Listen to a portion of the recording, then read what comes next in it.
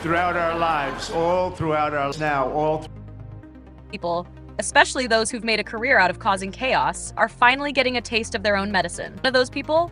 JD Vance. He just got handed a blow so brutal for his political future. Brace yourselves. Trump just did to his own vice president is the kind of betrayal only Trump could pull off. With flair, audacity, and a complete disregard for loyalty. It's the scoop. The Trump administration is planning to create a task force to review the fallout of the ongoing US-China trade war, both from the tariffs we've slapped on China and the retaliatory tariffs China's hit us with. Like a smart move, right? Until you find out who Trump wants to lead this task force. That's right. JD Vance, his right-hand man, his loyal VP, his former critic turned devotee, is being thrown directly into the fire. Trump has unofficially crowned Vance the new tariff czar, and let's just say it's not exactly a promotion. Before we dive deeper, go ahead and hit that like button and subscribe if you haven't already. You're going to want to follow this political soap opera. So here's what's happening. Trump, ever the master of political drama, is shoving the blame for his risky tariff policies straight into JD's lap. This isn't just about assigning responsibility. This is about political survival. And Trump's strategy? Let someone else take the fall. Again, JD Vance is the sacrificial lamb.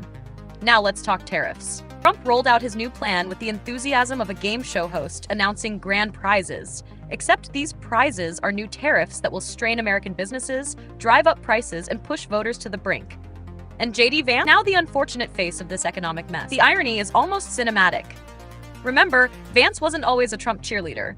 In fact, he once called Trump unfit for office and tore into his economic policy. Fast forward a few years, and Vance is now Trump's second in command, parroting every talking point and defending every misstep. That loyalty got him thrown under the bus with spectacular force. Trump, in typical fashion, delivered a long-winded justification for these tariffs, rattling off how countries like Mexico, Canada, and the EU are supposedly ripping off America. He made bold claims about slapping on reciprocal tariffs while assuring people this would somehow bring back American jobs. Then, he disappeared, leaving JD Vance to do the explaining, the defending, and the damage. To be honest, Trump is not exactly known for cleaning up his own messes.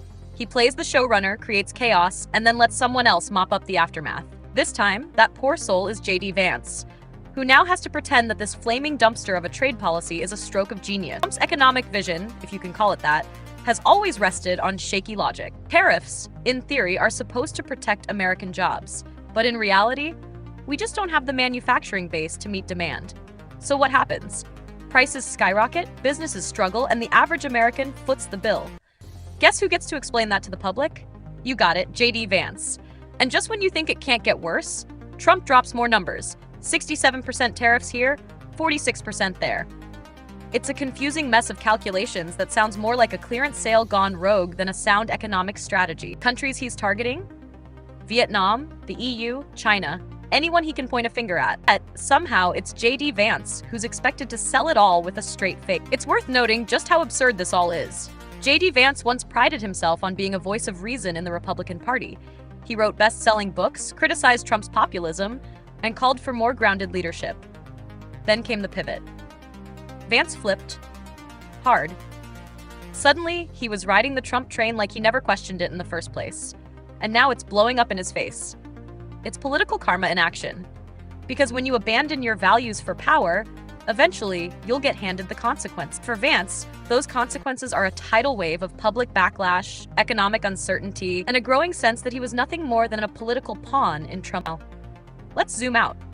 Trump's tariffs aren't just unpopular, they're borderline catastrophic. Economists have warned of stagflation, job losses, and a recession. Even within the GOP, there's resistance to this approach. Trump knows this. He reads the polls. That's why he's shifting the blame. That's why he's putting JD Vance on the front lines. It's not about accountability, it's about optics. Trump wants the credit if things go well. And someone else to blame. JD Vance is that someone else. So while Vance stumbles through press briefings, defends policies he once called economic suicide, and tries to spin disaster into gold, just remember, this is the bed he made. And now, he has to sleep in it. Because in Trump's world, there are no allies, only tools. And once you've served your purpose, you get thrown to the wolves. Welcome to the show, JD. You thought you were the co-star, but turns out, you're just part of the punchline. And here's where it all unravels. Trump's economic fantasy isn't just smoke and mirrors anymore. It's becoming a flaming wreck. And guess who's been handed the fire extinguisher without a manual? JD Vance. The same guy who used to mock Trump's every move is now stuck defending economic policies so unstable, they make Jenga look sturdy. Imagine going from calling someone a national disgrace to being the spokesperson for their worst ideas. That's JD's reality now. He's out there, front and center, trying to convince America that these tariffs are a genius-level plan when everyone, from Wall Street to Walmart shoppers, knows they're a ticking time bomb. And let's not pretend Vance is doing this out of principle. Oh no, this is pure political survival.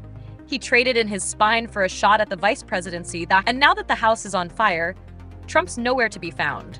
Just a trail of tweets, ego, and blame-shifting smoke. What makes this even more brutal is that Trump has positioned Vance as the tariff czar. It sounds powerful, sure, but in reality, the equivalent of being named captain of the Titanic after it hit the iceberg.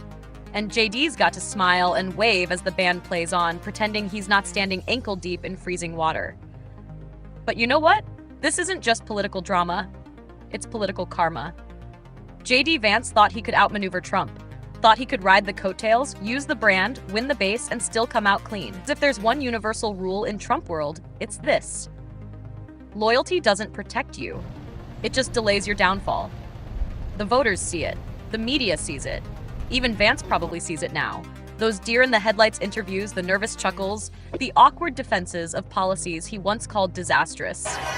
It's all there in plain sight. A man who bet big on Trump and is now watching the dice come up snake eyes. And here's what's wild. This is just the beginning. The tariffs are already rattling markets. Prices are rising. Small business, and every time someone feels the sting, guess who they're gonna blame? Not Trump. He's off blaming the Chinese, the Europeans, the Mexicans. It's JD Vance who's out there saying, trust the plan, when there's clearly no plan at all. So the next time JD tries to tell the American people that this is all part of some master strategy, remember this moment. Remember that he's not